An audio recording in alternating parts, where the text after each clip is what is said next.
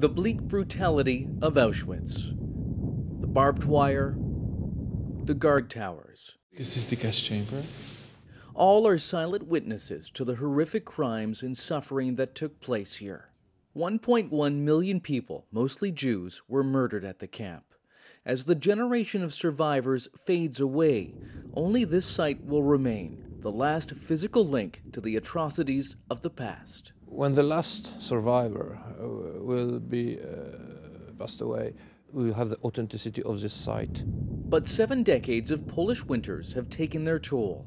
Most of the brick barracks that prisoners were crammed into are now too dangerous for visitors to enter. The buildings are very weak. They were built more than 70 years ago by weak, exhausted prisoners from very weak building materials.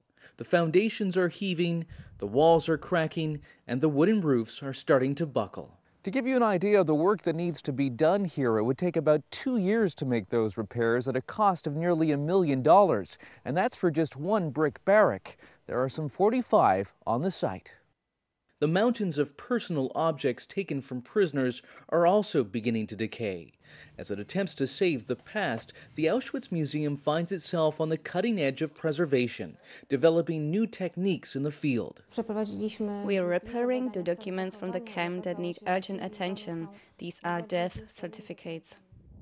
A record 1.4 million people visited last year, but a survey found 1/5 of young Germans had never even heard of Auschwitz.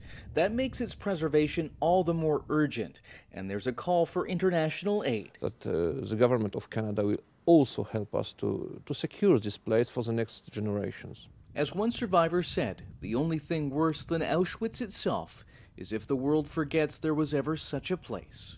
Stuart Greer, Global News, Auschwitz in Poland.